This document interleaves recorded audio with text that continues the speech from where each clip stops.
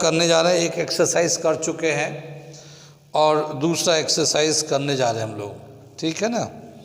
तो देखते हैं, इसके बेसिक पॉइंट्स को समझ लेते हैं, फिर उसके बाद आगे करते हैं। ये एपी जो है, एपी का 5.2 एक्सरसाइज है ना, ठीक। तो एपी जो है, पहले वाला जो एक्सरसाइज में था हम लोगों ने एपी को देखा कि जिस सीरीज का कॉमन डिफरेंस सेम रहेगा वो एपी हो जाता है। तो उसके कॉमन डिफरेंस को निकालते थे, चेक करते थे कि उनका एपी सेम है, कॉमन डिफरेंस सेम है या नहीं। अब अगर एपी अगर कोई नंबर है और nth टर्म का वैल्यू निकालना चाहते हैं, nth टर्म का, तो उसे कैसे निकालेंगे। तो मैं ज़रा सा एपी को फिर से लिखता हूँ। जैसे हमने बताया था 1, 4, 7, 10, 13, ये इस तरह से चलता रहेगा ये, और हम लोग बताना है कि ये एपी है या नहीं। तो हम लोग देखते हैं, और सेकेंड माइनस फर्स्ट का 4 - 1 3, 7 - 4 3, 10 - 7 3, 13 - 10 3।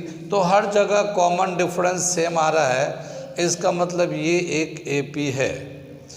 और यहाँ पे जो टर्म्स हम लोग लिखते हैं, टर्म्स को दिखाते हैं, जैसे कि ये फर्स्ट टर्म है, ये सेकंड टर्म है, थर्ड टर्म है, फोर्थ, फिफ्थ, ये हम लोग A1, A2, A3, A4 यानी कि टर्म को दिखाते हैं। तो ये हम लोग टर्म्स को दिखाते हैं और ये उसका वैल्यू दिखाते हैं, वैल्यू दिखाते हैं ये, ठीक है ना।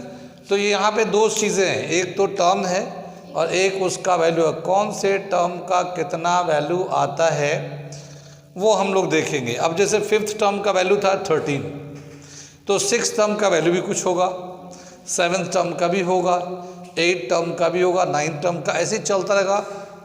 अगर हम लोग मान लो 20 या 30 या 50 किसी भी टर्म का वैल्यू निकालना चाहें तो हम कौन से फॉर्मूले से निकालेंगे और कैसे निकालेंगे, वो हम लोग फॉर्मूला एक यहाँ पे दे रखा है। क्या दे रखा है? Value of nth term, value of nth term जो दिया होता है an is equal to a1 plus n minus 1 into D, ठीक है ना।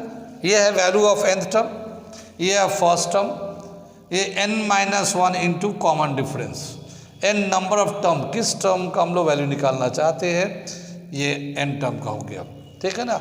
और ये कॉमन डिफरेंस जो चल रहा है वो हमारा चलेगा। तो वैल्यू ऑफ nth टर्म निकालने का ये एक फॉर्मूला दे रखा किसी भी एपी का, ठीक है ना। अब सपोज करते हैं कि हमें इसी में 10वें टर्म का वैल्यू निकालना है या 20 टर्म का निकालना, तो ये ऐसे चलते चलते A20 का वैल्यू निकालना है। इसी वाले सीरीज में हम लोग देखना चाहते हैं वैल्यू ऑफ A20 निकालना, वैल्यू ऑफ A20, ठीक है ना। तो यहाँ पे here n is equal to 20 हो गया। ये जो यहाँ पे जो लिखा हुआ है, ये लिखा ना यहाँ पे, तो ये 20 हो गया, n का वैल्यू 20 हो गया, ठीक है। और ये AP में पहला टर्म जो है ना 1 है, तो यहाँ पे A1 जो है ना 1 दे रखा है, ये पहला टर्म है। और डिफरेंस कितना आ जाएगा हमारा, A2 minus A1, 4 minus 1 is equal to 3। तो ये हमारे पास 3 जो है ना कॉमन डिफरेंस आ गया। इस फॉर्मूले पे अगर डालते हैं तो A20 अगर लिखना है तो A1 n माइनस, यानी कि n की जगह पे 20 लिख देते हैं, 20 माइनस 1 इंटू डी की जगह पे 3 लिख दिया। यहाँ a की जगह पे कितना था, 1 है, ये हम लोग लिखे 1, 19 इंटू 3, ठीक है ना। 1 प्लस 19 3 ज़ा 57। तो ये जो है ना 20 टर्म का जो वैल्यू होगा वो 58 हो जाएगा इस एपी का। ऐसे ही इस एक्सरसाइज में क्वेश्चन दिए रहेंगे और हमें उसका वैल्यू निकालना है। कभी वैल्यू ऑफ n टर्म निकालना होगा किसी क्वेश्चन में, किसी क्वेश्चन में n का वैल्यू निकालना होगा, वैल्यू ऑफ n टर्म दिया रहेगा, n का वैल्यू निकालना होगा। कहीं पे डिफरेंस निकालना होगा। तो इस तरह से कुछ भी निकालने को आ जाएगा। वैसे तो एक्सरसाइज हम लोग करेंगे, लेकिन इनके जो एग्जाम्पल है इस एक्सरसाइज से पहले 5.2 से पहले 2 पे एक्सरसाइज से पहले एग्जाम्पल भी इनके बहुत अच्छे हैं, और उसमें अलग अलग वैरायटी के क्वेश्चन के लिए एग्जाम्पल दे रखा है।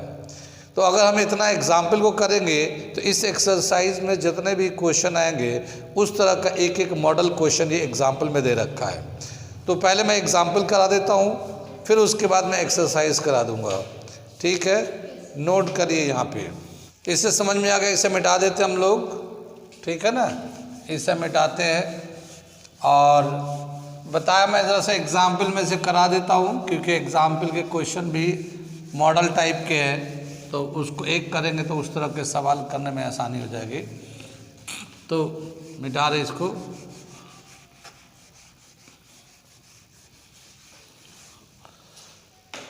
अब जैसे इसमें एक सवाल दे रखा, which of the following AP, जैसे ये एग्जाम्पल नंबर दे रखा है हमें,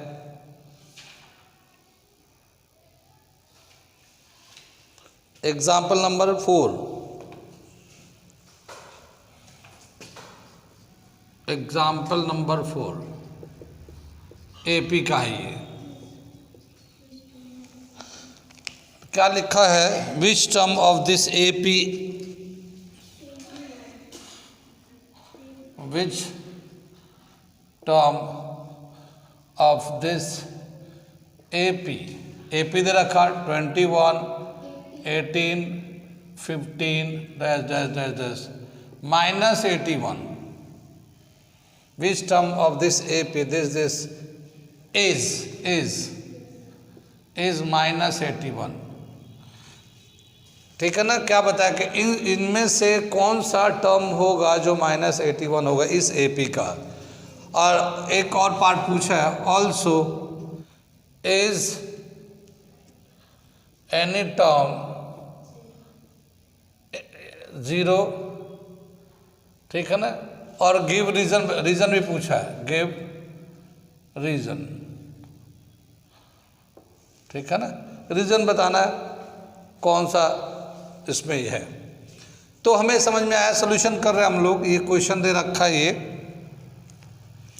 तो एपी क्या दे रखा है, एपी जो है हमारा गिवन एपी 21, 18, 15, और ये चलते चलते लास्ट में जो बता रहे कि ये माइनस 81 क्या इसमें आएगा या नहीं आएगा। तो हमें ए एन टर्म का वैल्यू ले लेंगे। फर्स्ट टर्म कितना है, फर्स्ट टर्म जो है इसमें 21 है। कॉमन डिफरेंस जो आएगा A2 माइनस A1, हम ये करके दिखा रहे हैं, अभी थोड़ा शुरुआती है तो मैं करके दिखा रहा हूँ, लेकिन बाद में आप कंपटीशन के हिसाब से औरल भी कर सकते हैं। तो A2 18 लेंगे हम लोग, माइनस 21, तो माइनस 3 आ जाएगा, ये कॉमन डिफरेंस। और हमसे पूछा है कि एक एन टर्म है जो माइनस 81 है, तो ये एन बताना है। हाँ, कि इसमें जो है which term of this AP, कौन सा इस एपी का कौन सा टर्म होगा जो माइनस 81 आएगा। तो हमें ये एन नंबर ऑफ टर्म्स बताने हैं। कितनी बात समझ में आई। तो फॉर्मूला लगाते हैं, क्या है, A N is equal to first A1 n minus 1 into D. ठीक है ना, ये जो वैल्यू है इसका वैल्यू दे रखा है कितना, माइनस 81, फर्स्ट टर्म का वैल्यू 21, n का वैल्यू हमें निकालना है, ये -1, कॉमन डिफरेंस -3 हो गया। ठीक है ना, ये -1 को जब इधर, सॉरी 21 को जब इधर लगा तो इधर आके माइनस हो जाएगा ये, तो -81 -21, और इसको क्या करेंगे 3 से मल्टीप्लाई कर देते हैं। ये तो 21 इधर चला गया तो ये बचा, इसको 3 से मल्टीप्लाई कर देते हैं, तो क्या हो जाएगा -3n + 3, ये माइनस में था ना, तो -3n -+ 3। ठीक है, ये माइनस के 102। ठीक है, अब ये जो है 3 ये जो नंबर है इसको इधर ला लेते हैं, ये भी माइनस में हो जाएगा आके। -102 - 3 is equal to -3n, 105 is equal to -3n। ये माइनस से माइनस कैंसिल हो जाएगा, 105/3, ठीक है ना। तो ये 3 से कैंसिल कर दे 35, तो n इज इक्वल टू 35, यानी इस AP का 35वां टर्म, 35वां टर्म जो होगा वो -81 हो जाएगा। कितनी बात सुन? तो ये फर्स्ट पार्ट होगा, विच टर्म ऑफ दिस AP, कौन सा इस AP का कौन सा टर्म -81 है, तो वो 35 जो है आपको। जैसे ये जो है ना, ये पहला टर्म है लेकिन वैल्यू इसका 21 है, तो अगर मैं इसको और अगर समझाना चाहूँ तो ये A1 लिखूँगा, A2 लिखूँगा, A3 लिखूँगा ऐसे, यानी पहला टर्म का वैल्यू है 21, दूसरे टर्म का वैल्यू है 18, तीसरे टर्म का वैल्यू है 15। तो ऐसे ही यहाँ पे बोला है कि -81 वैल्यू है, वो कौन सा टर्म होगा, तो ये n का वैल्यू निकालना है। हमने मान लिया n टर्म का वैल्यू है तो हमें n निकालना है, तो ये फॉर्मूला यही है, इसमें हम लोग ले आकर डाल देंगे और वैल्यू निकालेंगे इसका।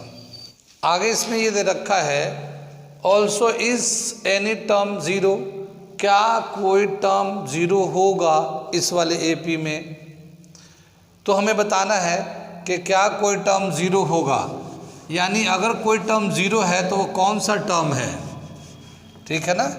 अगर कोई टर्म 0 है तो वो कौन सा टर्म है, तो यहाँ पे अब हम लोग क्या करेंगे, फर्स्ट टर्म तो 21 है ही है, और कॉमन डिफरेंस हमारा -3 है ये, और ये an का वैल्यू जो है 0 लेंगे हम लोग। हाँ ठीक है ना, कि क्या ये तो घट रहा है ना, 21, 18, 15, 3 कम होते जा रहा, कम होते जा रहा, कम होते जा रहा, तो क्या इसमें 0 आएगा, तो हम लोग देखते हैं an का वैल्यू हम लोग ना 0 ले लेते हैं। अगर कोई n का वैल्यू होल नंबर आएगा तब तो ये इस सीरीज़ में आता है, और अगर फ्रैक्शनल नंबर आएगा तो 0 इस सीरीज़ में नहीं आएगा। अब वो होल फ्रैक्शन हम बताते हैं पहले, तो हम लोग an का वैल्यू पहले ले लेते हैं 0, वैल्यू फार्मूला डालते हैं, an is equal to first term n-1 into d। First an का वैल्यू हम लोग 0 लेते हैं, फर्स्ट टर्म 21, n-1 इंटू -3, ठीक है। हमें यहाँ पे n वैल्यू पता करना है, ठीक है। इसको 21 को इधर लाएंगे तो -21 हो गया।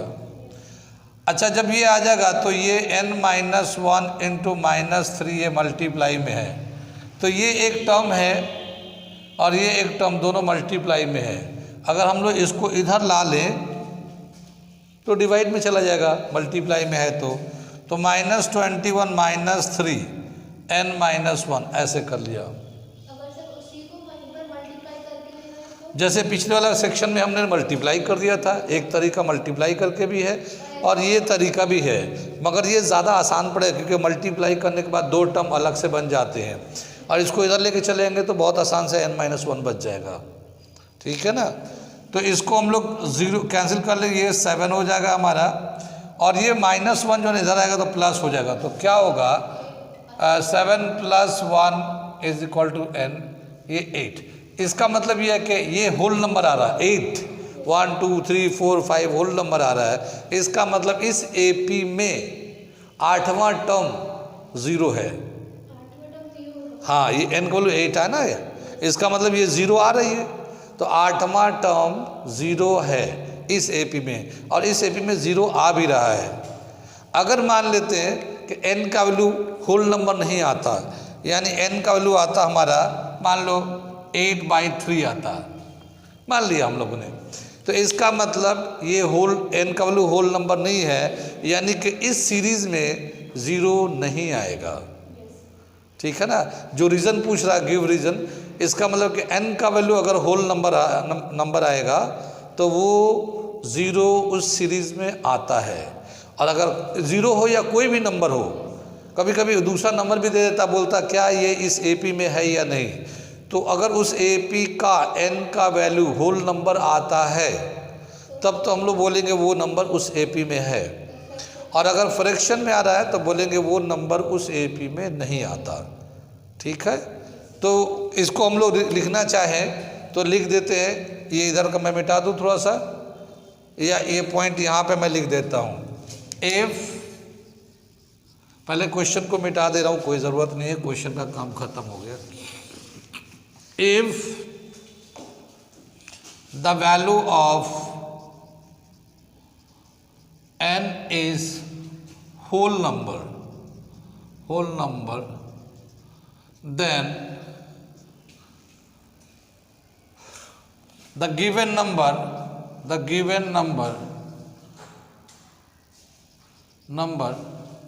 lies in this AP, lies in that AP। ठीक है ना, अगर n का होल नंबर है तो वो जो नंबर दिया हुआ है वो इस ओपी में आता है। But if the value of n is fractional, then the given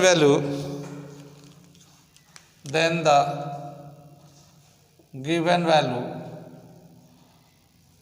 does not lie in that series।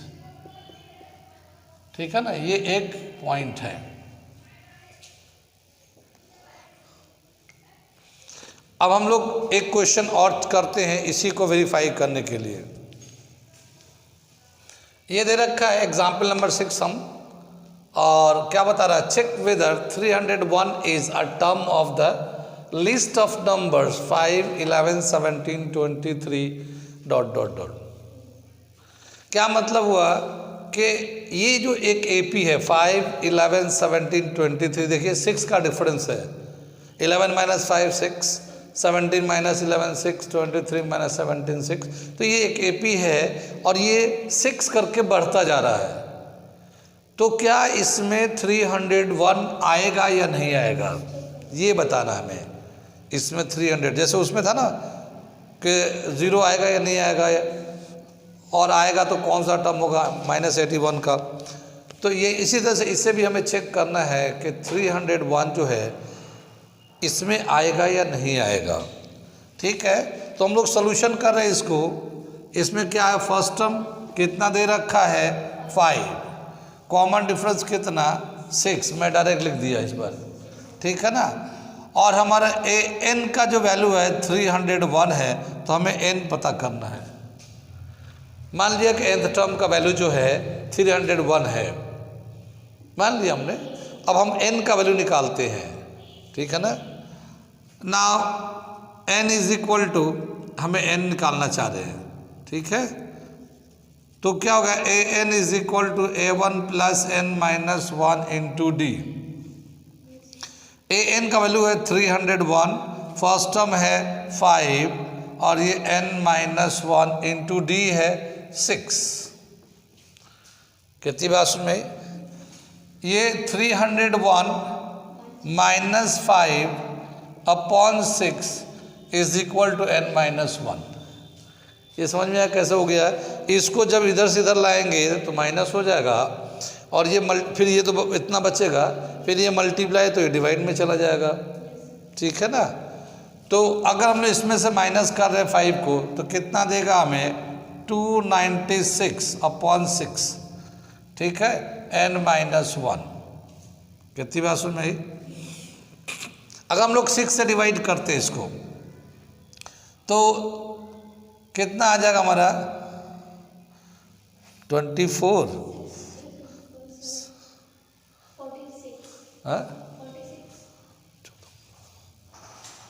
6 4 ज़ा 24, 5 होगा, और 6 9 ज़ा 54, 6 9 ज़ा 54, लेकिन ये हो रहा है 6, तो ये कैंसिल नहीं होगा ये। तो हम लोग क्या करेंगे, इसको 2 से कैंसिल कर लेते हैं इसको। हाँ, तो ये 3 आ जाएगा, ये 148 आ जाएगा ये। ठीक है ना, और फिर ये 148 upon 3 + 1 is equal to n आ जाएगा। ठीक है ना, कितनी बात समझ में आई। ये 3 का एलसीएम लेके यहाँ ले जाएंगे तो 148 + 3/3 is equal to n, 151/3 is equal to n। अब यहाँ पे जो n का वैल्यू जो आया है ये होल नंबर नहीं है, तो इसका मतलब 301 इस AP में नहीं आएगा, ठीक है ना। अगर होल नंबर होता तो वो आता, ठीक है ना। Here n is a fractional number, पीछे वाले बच्चों को दिख रहा है ये फ्रैक्शनल नंबर।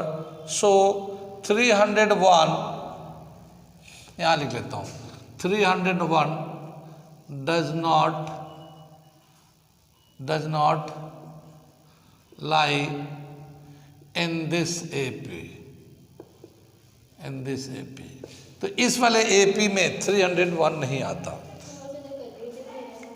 ठीक है। आ रहा समझ में ये तो हम लोग कर रहे हैं। अब 1-2 और कराते हैं इसको एग्जाम्पल को, तो समझ में आने लगेगा क्या मतलब है इसका। और फिर एक्सरसाइज तो मैं कराऊंगा, बाहर का भी क्वेश्चन कराऊंगा मैं। तो ये हम मिटा रहे हैं, अगला क्वेश्चन करा रहे हैं। अगला जो एग्जाम्पल है वो एग्जाम्पल नंबर 5 करा रहे हैं। एग्जाम्पल नंबर 5 है, इसे मैं लिख दे रहा हूँ, क्या दे रखा है। ये सवाल दे रखा हमारा, ऑन था ना, ये ऑन ही रह गया, ये ऑन ही रह गया।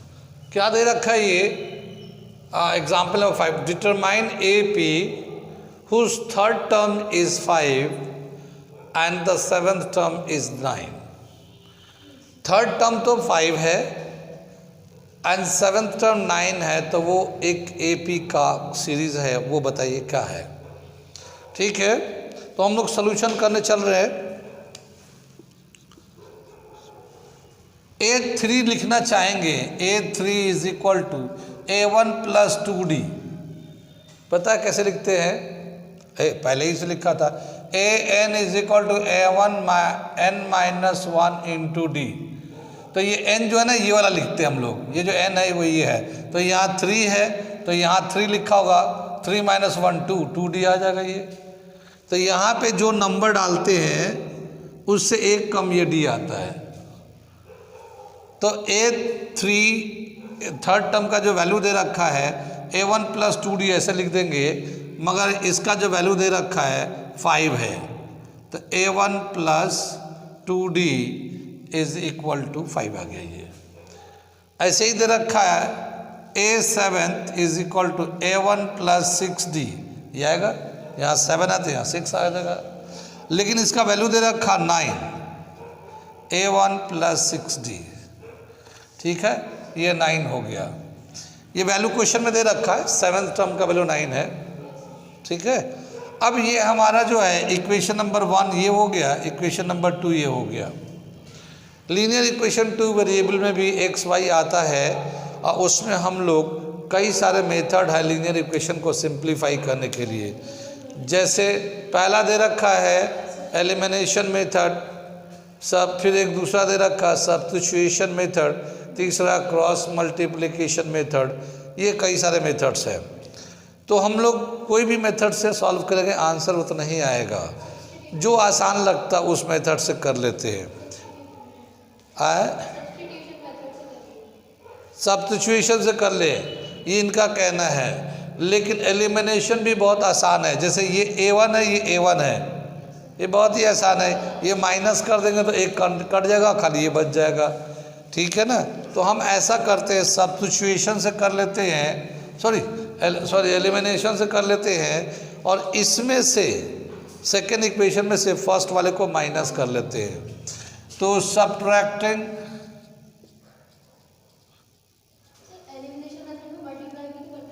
हाँ मल्टीप्लाई करते हैं, मगर ये दोनों कोफिशिएंट बराबर है ना, A1 दोनों बराबर है, तो ज़रूरत ही नहीं मल्टीप्लाई करने के लिए। हाँ, जिसके कोफिशिएंट सेम होते हैं उसको मल्टीप्लाई नहीं करना, सिर्फ साइन के हिसाब से ये चेक करना है कि इसे ऐड करूं या सब्ट्रैक्ट करूं। अगर सेम साइन में होंगे तो सब्ट्रैक्ट कर दीजिए। जैसे ये भी प्लस में, ये भी प्लस में है, सब्ट्रैक्ट करिए। या दोनों माइनस में होता तब भी सब्ट्रैक्ट करते, लेकिन अगर अपोजिट साइन में है तो ऐड करना होता है। मान लो एक प्लस में होता है एक माइनस में होता है तो ऐड कर देते हैं। तो कोफिशिएंट जब सेम होता है तो उस वक्त हमें कोफिशिएंट इक्वल करने की ज़रूरत नहीं होती, सिर्फ एडिशन या सब्ट्रैक्शन करेंगे। वो डिपेंड करता है कि कोफिशिएंट का कौन सा साइन है। दोनों एक जैसे हैं तो एडिशन करिए, और डिफरेंट है तो सब्ट्रैक्शन करिए। वो मैं यहाँ लिख दूंगा अभी। तो अभी मैं सब्ट्रैक्शन कर रहा हूँ, दोनों सेम सेम है ना। तो सब्ट्रैक्टिंग इक्वेशन 1 फ्रॉम इक्वेशन 2। तो यहाँ जो है 9, ये 2 को ऊपर लिखेंगे, a1 प्लस 6d, ये 2 को ऊपर लिख दिया, और ये जो है ना नीचे लिख देते हैं, ठीक है ना, 2d। सब्ट्रैक्ट करते तो साइन चेंज हो जाता है। नीचे वाला जो रखेंगे उसका सबका साइन उल्टा कर देंगे। यहाँ प्लस था तो माइनस कर ले, यहाँ प्लस माइनस हो गया, ये प्लस माइनस हो गया, और ये सब नंबर नीचे आ जाएंगे। अब कुछ बात समझ आई? तो 9 में से 5 चला जाएगा तो 4 आ जाएगा। ये नीचे आ गया तो a1 प्लस में a1 माइनस में कैंसिल हो गया। ये नीचे आ जाएगा तो 6d में से 2d तो 4d आ जाएगा। तो d का वैल्यू जो है 1 आ जाएगा, d का वैल्यू। अब इस d का वैल्यू किसी एक इक्वेशन में डाल देते हैं तो उससे हमें a1 पता चल जाएगा, ठीक है ना। तो हम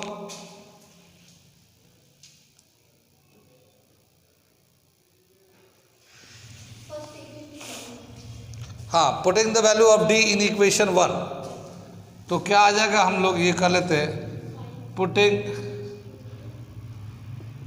the value of d in equation 1, ठीक है ना। तो 5 a1 2 इंटू 1, 5 minus 2 is equal to a1, क्योंकि 2 आएगा प्लस में, इधर आके माइनस हो गया तो a1 3 आ गया। तो ये हमारा जो है ना फर्स्ट टर्म आ गया और कॉमन डिफरेंस भी आ गया। अब हम लोग AP लिख सकते हैं। कैसे लिखेंगे वो मैं लिख के दिखा रहा हूँ, इतना समझ में आ गया। मैं यहाँ पे थोड़ा सा लिख देता हूँ। देखो पहला टर्म AP में तो सीरीज होता है, तो पहला टर्म फर्स्ट a1 होता है और इसका वैल्यू कितना है 3। a2 अगर लिखना चाहेंगे तो a1 प्लस d लिखेंगे। a1 का वैल्यू कितना है 3 और d कितना 1, तो ये 4 आ जाएगा। ये a3 लिखना चाहते हैं a1 प्लस 2d, ठीक है ना। a1 का वैल्यू कितना 3, 2 इंटू 1, ये आ जाएगा 5, ठीक है ना, 5।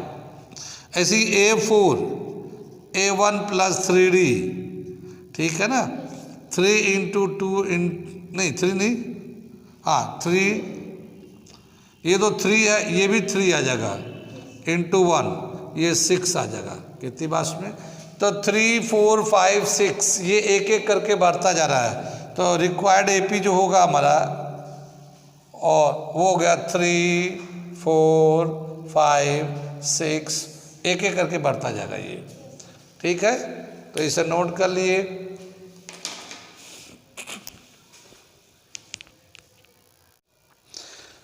पहले हम लोग देख लेते हैं एग्जाम्पल नंबर 8, ठीक। हाँ, एग्जाम्पल नंबर 8 अच्छा सवाल है ये, और ऐसे सवाल भी इंट्रेंस में आते रहते हैं, एग्जामिनेशन में आते रहते हैं। तो एग्जाम्पल 8 कर रहे हैं, ठीक है ना।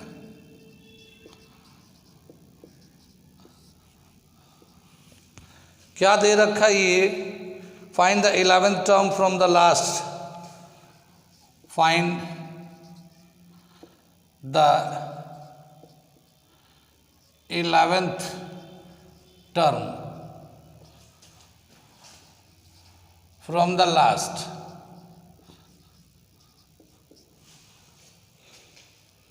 ठीक है ना, of the AP,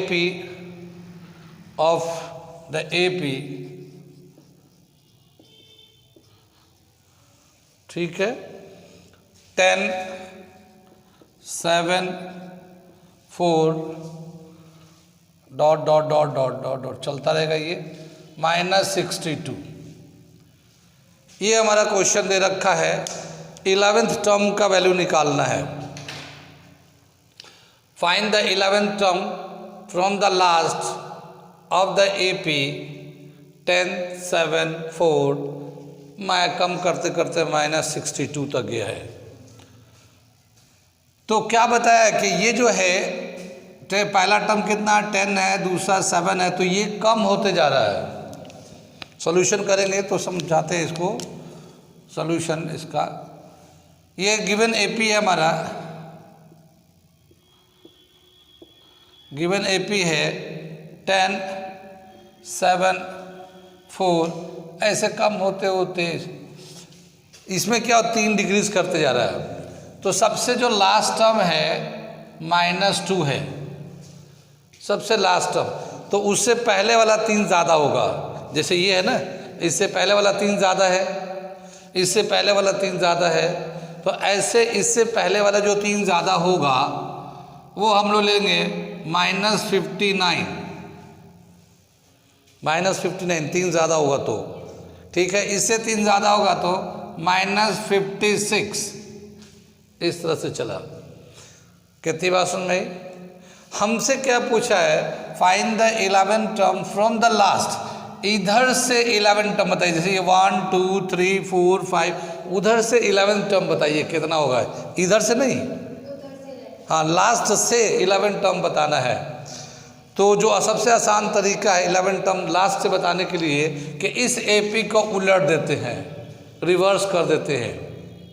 ठीक है, इस AP को रिवर्स कर देंगे। So to find 11th term from last the AP is reversed. ठीक है ना, AP को रिवर्स कर देते हैं तो वो क्या हो जाएगा -62 -59 -56 डॉट डॉट डॉट डॉट 4 7 10। ये ऐसा हो गया भाई। इतना कर लेंगे तो अपने आप से हो गया। कितनी बात सुन में। अब हमें लास्ट से करने का अब हो गया इसका काम लास्ट का। अब हम लोग ये AP आ गया, इसमें जो AP है तो इसका पहला टर्म कितना होगा, hair A1 is equal to -62। ठीक है ना, पहला टर्म इधर से कितना हो जाएगा -62। D is equal to A2 minus A1। A2 का वैल्यू है -59 माइनस फिर 62 माइनस का। ठीक है, तो ये -59 आएगा और ये +62 आएगा, तो ये 3 आ जाएगा हमारा। तो कॉमन डिफरेंस 3 आ गया। और n का वैल्यू कितना है, n is equal to 11। n is equal to 11 क्योंकि 11 टर्म का हमें वैल्यू निकालना है। तो वैल्यू ऑफ 11 टर्म कैसे निकालेंगे, an is equal to A1 plus n minus 1 into D, है ना ये फॉर्मूला। अब अगर हम लोग यहाँ पे वैल्यू डालते हैं, हम लोग an यानी n मतलब 11 टर्म का वैल्यू हमें निकालना है। तो पहला टर्म कितना -62 प्लस 11 माइनस 1 इंटू D3, है ना। फर्स्ट टर्म हम लोगों ने 62 ले लिया ऑर्डर बदलने के बाद, और ये 11 टर्म का वैल्यू होगा -62 और 10 11 में से बन गया 10 को 3 से मल्टीप्लाई किया 30। ठीक है ना, तो ये A11 जो है -32 आ जाएगा ये।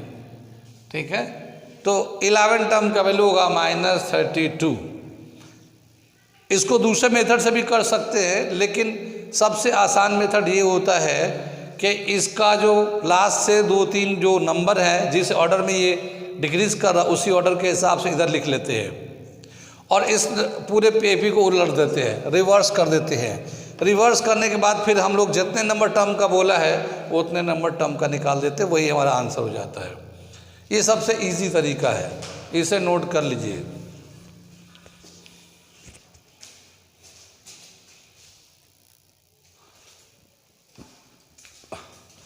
अगला करने जा रहे हम लोग एग्जाम्पल नंबर 7, इसे बिठाते हैं।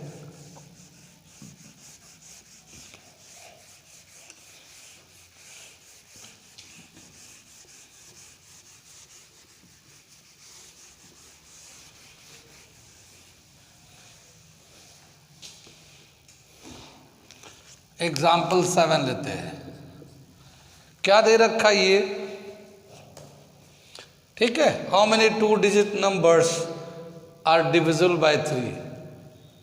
2 डिजिट के कितने नंबर हैं जो 3 से डिवाइड हो जाएंगे? तो 2 डिजिट का नंबर कहाँ से स्टार्ट होता है?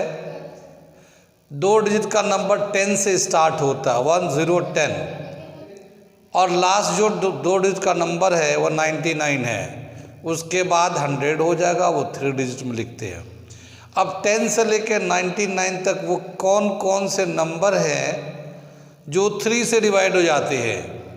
ठीक है, तो 10 तो डिवाइड होता नहीं 3 से, 11 भी नहीं होता। तो जो सबसे पहला नंबर होगा जो 3 से डिविजिबल होगा 2 डिजिट का, वो है 12। तो हम लोग सॉल्यूशन लिखते हैं, सॉल्यूशन करते हैं। The 2 digit number divisible by 3 are, divisible by 3 are, ऐसे दे रखा है। कौन कौन से? पहले 12, उसके बाद 15, फिर 18, और ऐसे ये चलते चलते चलते चलते लास्ट देख रहे हैं 98, 99। तो 99 भी डिवाइड हो जाएगा 3 से, 99 भी डिवाइड हो जाएगा। वैसे ये 2 डिजिट का लास्ट नंबर भी है और ये 3 से डिविजिबल भी है। तो यहाँ से कितने नंबर हैं, जैसे 1 2 3 4 5, तो हमें यहाँ पे कितने नंबर्स हैं जो 3 से डिवाइड हो रहे हैं? यानी कि हमें n का वैल्यू निकालना है, n का वैल्यू निकालना है। इसमें गिवन क्या दे रखा है? हेयर फर्स्ट टर्म कितना है? ये 12, और d कितना है? 3। हमने डायरेक्ट कर दिया, 15 - 12 3 आ जाएगा d। और a n यानी कि n टर्म का जो वैल्यू होगा जो डिवाइड हो जाएगा 3 से, वो है 99। ये तो 3 से डिवाइड हो रहा है ना, ये तो जो वैल्यू है वो 99 है। तो हमें n का वैल्यू बताना है कि n कितना है। कितनी बात सुन में? अब हम इसको फॉर्मूले में डालते हैं। an is equal to a1 plus n minus 1 into d. an का वैल्यू हो गया 99, और अगर हम लोग n पता करना चाहते हैं तो एक शॉर्ट फॉर्मूले हम लोग बना लेते हैं। देखिए क्या होगा, ये इधर लाएंगे तो क्या होगा? an माइनस a1, तो ये इधर चला गया। फिर ये d मल्टीप्लाई में है तो इधर ये डिवाइड में आ जाएगा, है ना, मल्टीप्लाई में था डिवाइड में आ गया। फिर ये 1 जो है ना माइनस में है तो यहाँ ये प्लस में आ जाएगा और ये n का वैल्यू हो जाएगा डायरेक्ट। ठीक है, यहाँ पे हम लोग वैल्यू डाल देते हैं, इस फॉर्मूले का यूज़ कर लेते हैं। अभी तो यूज़ नहीं किया, अभी तो हम लोग ऐसे ही कर रहे थे मेथड से, मगर अब इससे करते हैं। Value of last n term minus first term divided by common difference plus 1 is equal to n। तो क्या है वैल्यू? n 99, इसका वैल्यू दे रखा है, ये दे रखा 12, कॉमन डिफरेंस है 3, फिर plus 1 is equal to n। कितनी बात सुन में? अब 99 में से 12 माइनस करेंगे तो 87/3 प्लस 1 इज इक्वल टू 8। 3 से 87 को डिवाइड करेंगे 29 plus 1 n is equal to 30। तो ऐसे 30 नंबर्स हैं। ठीक है, ऐसे 30 नंबर्स हैं 12 से लेके 99 तक जो 3 से डिवाइड हो जाते हैं। कितना समझ में आई? एग्जाम्पल नंबर 9 दे रखा है। इसके बाद क्या दे रखा है? एग्जाम्पल नंबर 9 में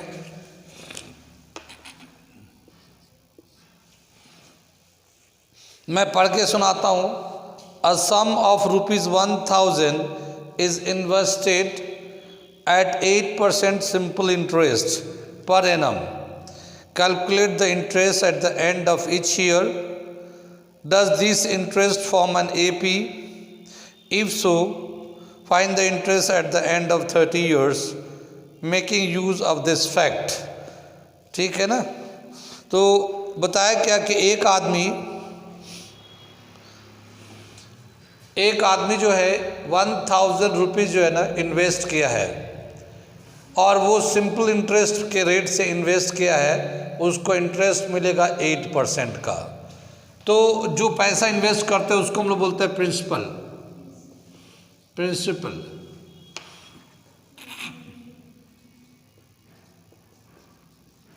ठीक है ना? तो ये जो इसका प्रिंसिपल है वो 1000 रुपीज़ है ये। ठीक है ना? 1000 रुपीज़ है ये। ठीक। और रेट ऑफ इंटरेस्ट है, रेट ऑफ इंटरेस्ट 8% का है ये। अब हमसे बताना है कि ये एपी है या नहीं, इसका जो इंटरेस्ट बनेगा उसका एपी होगा या नहीं होगा। और अगर एपी है, ठीक है, तो 30 साल के बाद कितना इंटरेस्ट मिलेगा ये बताना है। ठीक है ना? ये इन्वेस्ट जो है ना सिंपल इंटरेस्ट पे किया गया है। सिंपल इंटरेस्ट, दो तरह का इंटरेस्ट होता है, एक सिंपल होता है, एक कंपाउंड होता है। तो जब भी कभी सिंपल इंटरेस्ट होगा वो एपी बनाता ही बनाता है। एपी उसका इंटरेस्ट जो आता है वो इंटरेस्ट से को अगर ऑर्डर में लगाएंगे तो वो एपी होता ही होता है। अब मैं 2-3 साल का निकाल के दिखाता हूँ कि कैसे ये एपी है। सिंपल इंटरेस्ट निकालने का एक फॉर्मूला होता है PTR/100। ठीक है ना? तो पहले लेते हैं सिंपल इंटरेस्ट,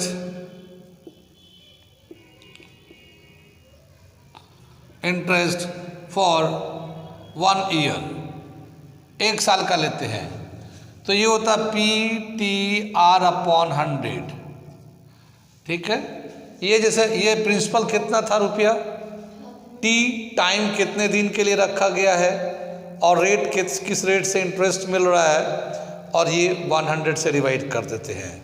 तो हम लोग यहाँ पे ये मेंशन कर दे रहे हैं पी क्या है, प्रिंसिपल,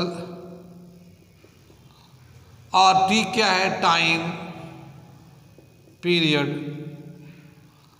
और आर क्या है, रेट ऑफ इंटरेस्ट। ठीक है ना? Rate of interest PTR/100। तो अब जैसे प्रिंसिपल है 1000 है ना, ये 1000 ही है ना, 1000 है, टाइम 1 साल के लिए, और फिर रेट है 8%/100। तो 2 0 यहाँ से कट जाएगा, ये 80 आ जाएगा। तो 1 साल बाद जब इंटरेस्ट जाएंगे लेने के लिए तो 80 रुपये इंटरेस्ट मिलेगा। 2 साल बाद जाएंगे तो कितना हो जाएगा, सिंपल इंटरेस्ट फॉर 2 ईयर, ये ऐसा ही सिंपल इंटरेस्ट हो गया फॉर 2 ईयर, PTR/100, यही फॉर्मूला चलेगा। प्रिंसिपल तो 1000 ही है, मगर टाइम 2 साल का हो गया। अब 2 साल, रेट है 8%/100। तो ये जो है ना 2 0 कट गया, ये 80 हो गया, मगर 2 साल से 2 से फिर मल्टीप्लाई करेंगे तो ये 160 हो जाएगा। ठीक है ना? सिंपल इंटरेस्ट फॉर 3 ईयर, 3 साल के लिए कर लेंगे PTR/100, P है 1000, T है 8/100। तो ये 3 से 80 को 3 से मल्टीप्लाई करना है तो 240।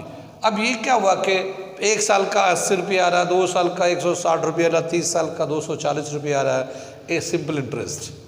तो ये एक एपी हो गया। कैसे एपी हो गया? क्योंकि इसमें से इसको माइनस करेंगे तो 80 का डिफरेंस हो जाएगा, 240 में से 160 में 80 का डिफरेंस आएगा, ये ऐसे ही चलता रहेगा। तो ये जो है ना 80, 160, 240 ... इज एन AP। ये जो सिंपल इंटरेस्ट है ये AP बनाता है। अब बताया, ये तो पहले पूछा, अब बोला कि अगर ये AP है तो 30 साल बाद कितना इंटरेस्ट मिलेगा, सिंपल इंटरेस्ट मिलेगा। यानी टाइम जो है हमें यहाँ 30 ले लेना है। टाइम कितना लेना है? 30। प्रिंसिपल तो वही है, रेट वही है, सिर्फ टाइम 30 साल का हो गया। तो for 30 years simple interest for 30 years क्या आ जाएगा? ये PTR अपॉन 100। ये 1000, ये टाइम 30 हो जाएगा, रेट है 8% अपॉन 100। ये 2 जीरो इससे कैंसिल कर लेंगे और ये 80 आ जाएगा, ये 800 और ये आएगा 2400। इतने रुपये का 30 साल बाद इंटरेस्ट मिलेगा 1000 का। कितनी बात में? 1000 का 2400 इंटरेस्ट हो जाएगा, लेकिन 30 साल बाद। कितनी बात में? तो जब भी कभी कोई क्वेश्चन दिया हो सिंपल इंटरेस्ट में होगा तो वह AP बनाता ही बनाता है, कंपाउंड इंटरेस्ट में AP नहीं बनता। इसीलिए फिर AP नहीं होगा तो उसके आगे कितना क्या निकालना वो सब कोई माने नहीं रखता। कितना समझ में आया? इसे नोट करिए, आगे हम बता रहे हैं इसके बाद।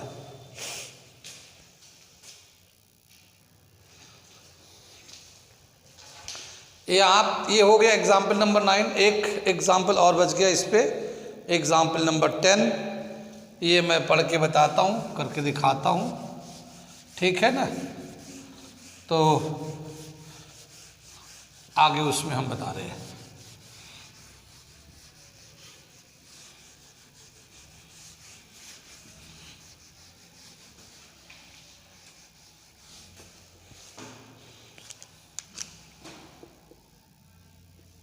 एग्जाम्पल नंबर 10 को समझाते हैं। मैं क्वेश्चन को पढ़ के बताता हूँ, वो क्वेश्चन तो है ही है। क्या बताया? In a flower bed there are 23 rose plants in the first row, 21 in the second row, 19 in the third row, and so on. There are 5 rows plants in the last row. How many rows are there in the flower bed? ठीक है ना? कितने रोज हैं? क्या बताया कि एक flower लगाया गया, गार्डन टाइप का है, तो जो सबसे पहला रो है उसमें ऐसे फ्लावर्स लगे हुए हैं और ये जो है ना 23 फ्लावर्स, रोज फ्लावर्स है, ठीक है ना? उसके बाद वाले में फिर 21 फ्लावर्स है, ठीक है ना? फिर उसके बाद में फिर 19 फ्लावर्स है और ऐसे ये दो कम होते जाएंगे, दो कम होते जाएंगे, ठीक है ना? लास्ट में 5 फ्लावर्स है, लास्ट रो में 5 रोज फ्लावर्स है। तो बताना कि ये कितने रोज बने हुए हैं, ये कितने रोज हैं, 1 2 3 4 5 ऐसे कितने रोज बनाए गए हैं, ठीक है ना? तो ये जो है ना दो का डिफरेंस है, तो ये एक AP बनाएगा, ठीक है ना? The number of flowers, rose flowers, the number of rose flowers form an AP, ठीक है ना? ये कैसे दिखाएंगे? 21 19, इससे पहले 23 है, ऐसे चलते चलते ये लास्ट वाले में 5 है ये, ठीक है ना? तो ये AP है। अब ये जब AP है तो इसका फर्स्ट टर्म कितना होगा? Hair A1 is equal to 23, ठीक है ना? D कितना हो जाएगा? -2, है ना? 21 में से 23 माइनस करेंगे, 19 में से अगले वाले में से पिछले को माइनस करते हैं तो वो कॉमन डिफरेंस देता, तो -2 हो गया। और ये जो number of flowers in the last row, AN का वैल्यू है 5, सबसे आखिर वाले लाइन में 5 फ्लावर्स है, तो हमें N का वैल्यू बताना है कितना होगा। कितनी बात सुन में आई? आगे चले, आगे दे रखा है, अगर हम लोग फॉर्मूले लगाते हैं तो AN is equal to A1 plus N -1 into D, यही तो फॉर्मूला लगेंगे। और n का वैल्यू कैसे निकालते? A N minus A one upon D plus one is equal to N. ये अभी हम लोगों ने पीछे वाला क्वेश्चन में कहीं पे लगाया था, ये समझ में आया? तो ये लास्ट रो में 5 फ्लावर्स हैं, फर्स्ट रो में 23 फ्लावर्स हैं, कॉमन डिफरेंस -2 है, फिर +1 करके n निकाल लिया। कितनी बात सुन में? ये -23 है, ये प्लस में 5 है, तो बचेगा हमारे पास -18 upon -2 + 1 is equal to n। कितना समझ में आई बात? माइनस से माइनस कैंसिल हो जाएगा, 9 + 1 n, n is equal to 10।